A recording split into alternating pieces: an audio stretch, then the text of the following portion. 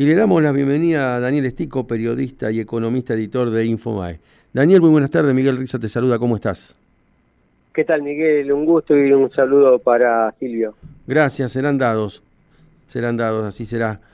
Bueno, estamos viendo que datos económicos del día de hoy, que bajó el dólar, bajó el riesgo país, pero bueno, se está esperando ver qué inflación vamos a tener para el próximo mes y cómo va a ser la semana que viene, que se prevé una semana, ya mañana va a ser un día áspero para el gobierno con el tema de la movilización que están pretendiendo dar estos 44.000, en reclamo estos 44.000 comedores que no están recibiendo los alimentos, y lo que se viene para la semana que viene con las paritarias para el gremio docente y un supuesto nuevo paro nacional que está evaluando la CGT, en donde el viernes vamos a tener el inicio de un nuevo periodo de sesiones ordinarias en el Congreso de la Nación. Sí, claramente hay mucha expectativa con ese mensaje del presidente en la reapertura de sesiones ordinarias ante la Asamblea Legislativa, porque vamos a ver si el presidente va a seguir con su impronta de acelerar su discurso hostil o va a bajar un cambio y se va a mostrar un poco más condescendiente con el segundo poder, que es el controlador básicamente del poder ejecutivo, para que la economía, la institucionalidad empiece a ordenarse por donde todos queremos que vaya, a un país mucho más saludable, con menos pobreza, con menos inflación y con más respeto de las instituciones, ¿no? Así que hay mucha expectativa por eso, pero mientras tanto, como vos bien decís, hay indicadores que por un lado muestran cómo la economía financiera, la fiscal, la del comercio exterior se está encarrilando y van por el sendero positivo. El Banco Central está recortando prácticamente a la mitad las reservas negativas que tenía, la tesorería, la administración pública está logrando tener superávit mucho más rápido de lo que pensaba tener el ministro Caputo, y por eso el riesgo país baja, etcétera, y una visita del Fondo Monetario que un poco más que hacer recomendaciones al gobierno le empieza a preguntar cómo lo hicieron para tenerlo como referencia para otras recomendaciones a otros países. Así que desde ese punto de vista estamos viviendo una situación bastante particular, inédita en la Argentina y positiva. Ahora, por el otro lado, como vos bien decís, está la presión de los gremios, está la presión de sectores que quieren seguir recuperando aceleradamente precios relativos, salarios, algunos sectores que tenían precios regulados quieren seguir aumentando, hay en perspectiva nuevos aumentos de precios de combustibles, etcétera, que eso está comprimiendo aún más la actividad económica, y entonces estamos en un clima de recesivo, de caída de consumo, y entonces es la otra economía. Así que los desafíos son importantes, pero el ministro dice las expectativas inflacionarias y la realidad inflacionaria está corriendo a un ritmo mucho mejor de lo que preveían los economistas, ¿no? Los economistas ya por fin de noviembre, principio de diciembre, esperaban 30-30-20 y tuvimos 25,5 en diciembre, 24 en enero, y ahora para febrero el ministro dijo va a estar más cerca de 10 que de 15, que eso puede ser que sea 14,9, 14,6, con lo cual, de ese punto de vista, también el objetivo del gobierno de desaceleración de la inflación está funcionando bien, ¿no? Sí, en ese aspecto la economía está funcionando bien, pero lo que se está aumentando es la pobreza, ¿no? Es como que hay una contrapartida, bajamos la inflación, pero cada vez aumentamos más pobres. ¿Cómo ves vos como economista esta cuestión dentro de lo que es la ciencia económica como disciplina, en torno a que por un lado cierra un número, pero por el otro lado es como que se desvirtúa el otro, ¿no? Exactamente, Miguel. Mira, lo que tenemos que ver, me parece a mí, y que muy pocos economistas, lamentablemente, a pesar de la larga historia de crisis que tenemos en la Argentina, que parece no reparar o subestimar o directamente no lo miran, es como lo dice muchas veces el ex presidente del Banco Central y destacado economista Martín Redrado, seguimos mirando la economía mucho con el espejo retrovisor. Entonces, comparamos la situación de hoy con la situación de ayer, y entonces te encontrás con que la pobreza, que estaba en 45 saltó a 57, que ahí hay que hacer un paréntesis. La UCA, el Observatorio de la Deuda Social de la UCA, por lo menos públicamente no lo informa como método la pobreza mes a mes. Solo lo ha hecho 2 veces, en enero del 2016 con el gobierno de Mauricio Macri, o de Cambiemos, y ahora en enero del 2024 con el gobierno de Javier Milei, o de la Libertad Avanza. Con lo cual hay que tener mucho cuidado con eso. Lo que yo digo es, el espejo retrovisor nos va a marcar que por lo menos hasta septiembre, octubre, no creo que, ojalá se dé antes, todos los indicadores de la economía real, del consumo, del salario real, de los indicadores de pobreza, seguramente van a estar peor, de inflación misma en términos interanuales, van a estar peor que el año anterior. Ahora, como te digo, si empezamos a mirar para adelante y vemos que la inflación de enero fue menor a la de diciembre, que la de febrero fue menor a la de enero, nos vamos a encontrar, por ejemplo, que vos sabés que esta semana se dio a conocer el aumento de las jubilaciones del 27,2%. Entonces, ¿qué hizo el consenso de los economistas, sobre todo los que están en el plano social, la CGT, etcétera? Che, la inflación acumulada desde el último aumento de los jubilados, de diciembre a marzo, cuando cobren, va a ser del 65 al 75%, depende cuál fuera el dato de inflación final de febrero. Y 27%, de nuevo, la pobreza va a volar. Ahora yo te pregunto, si el jubilado en febrero cobró 100 y en marzo va a cobrar 127, y la inflación de marzo viene a un ritmo del 10-12% y la de febrero terminó en 14%, ¿el jubilado está mejor o peor que febrero? Entonces, lo que yo digo es, recuperar lo perdido un año en el curso del último año va a llevar 1 o 2 años, como mínimo.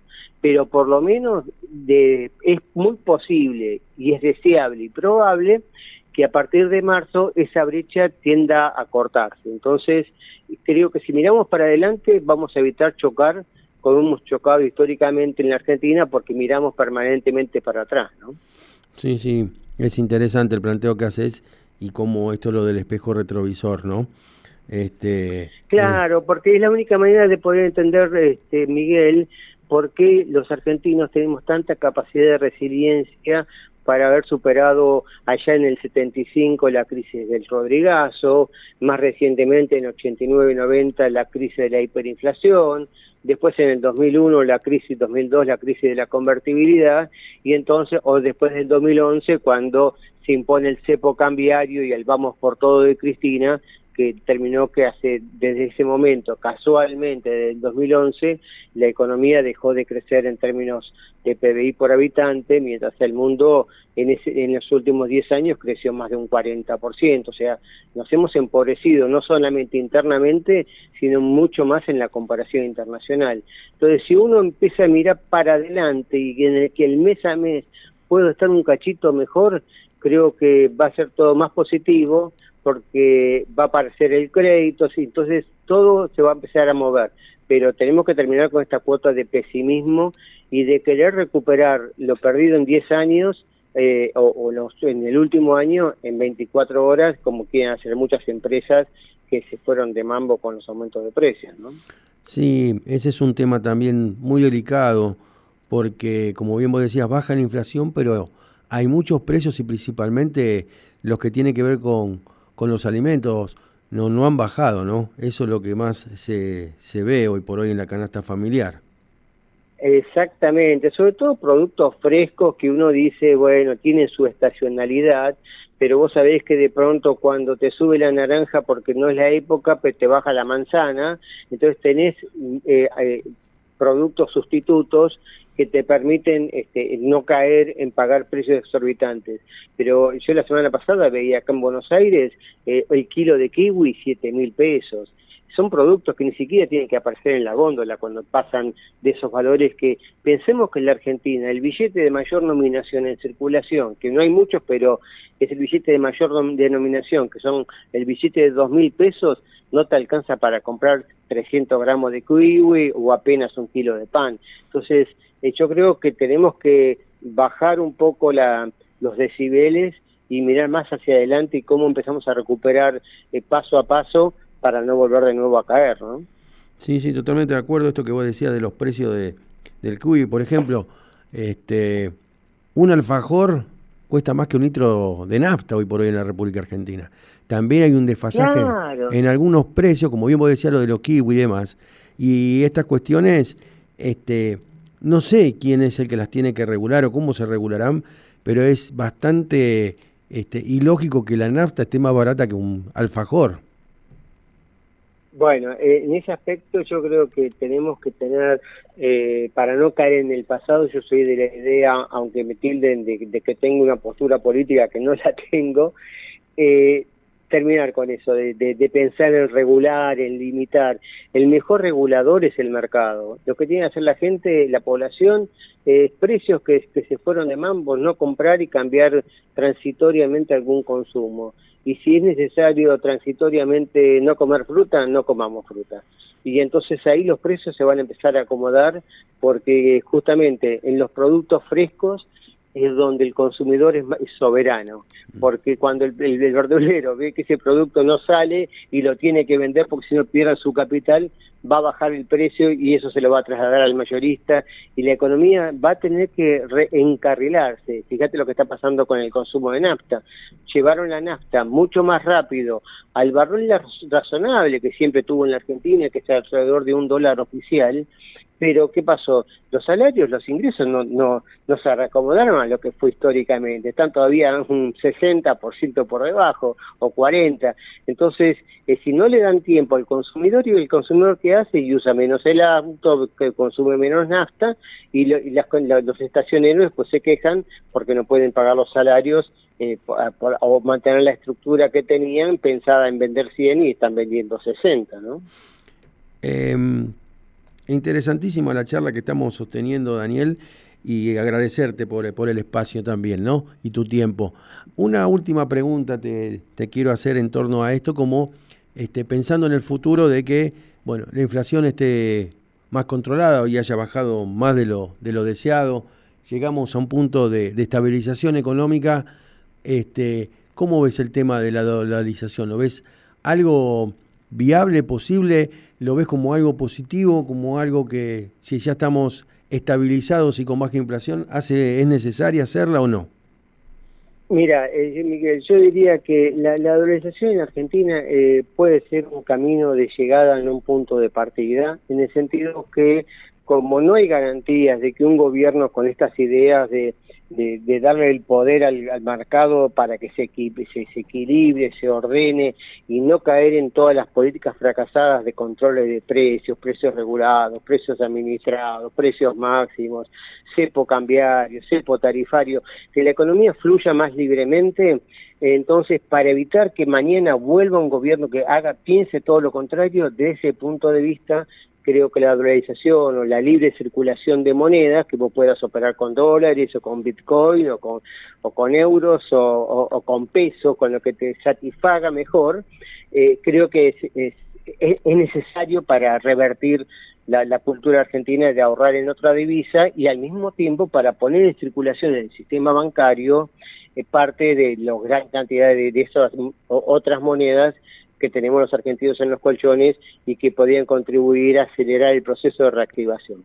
Ahora, en lo inmediato, hoy el Banco Central, pese a que el presidente dijo que están en condiciones de dolarizar porque el Banco Central compró más de 8.000 millones de dólares desde que comenzó o de la devaluación del 13 de diciembre, lo cierto es que lo que está diciendo el presidente es: yo recibí un Banco Central con reservas negativas en 16.000 millones de dólares.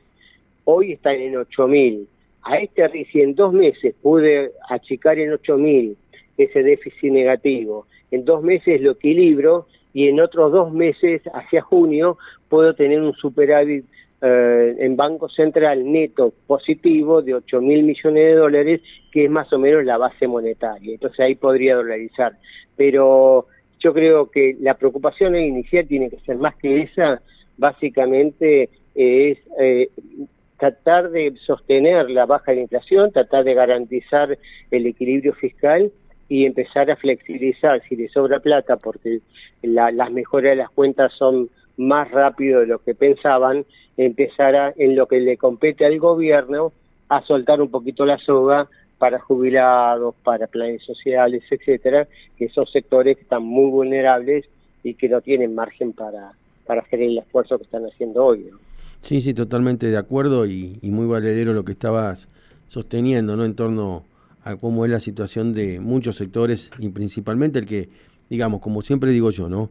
Hay dos sectores o tres en la economía que no tienen paritarias. Uno son los jubilados y otro los monotributistas. Claro, monotributistas autónomos que siempre, cada vez que se modifica el régimen de ganancias, y eso uno le achaca al Ejecutivo, pero es responsabilidad del Poder Legislativo. Hoy escuchaba los discursos en la bicameral y el kirchnerismo le agarró un ataque ahora de institucionalidad, pero fueron los primeros que desvirtuaron el régimen tributario, olvidándose de los monotributistas y de los autónomos, y preocupándose simplemente para que petroleros o camioneros o bancarios no paguen ganancias, cuando más del 90% de la población no paga ganancias, no porque no quiere, sino porque no puede, porque tiene ingresos de miseria. Entonces, todo el mundo quisiera tener ingresos de 2 millones de pesos al mes para poder ser pasibles de pagar una contribución del impuesto a las ganancias. No pagan porque ganan sueldos promedio de 700.000 pesos con suerte, ¿no?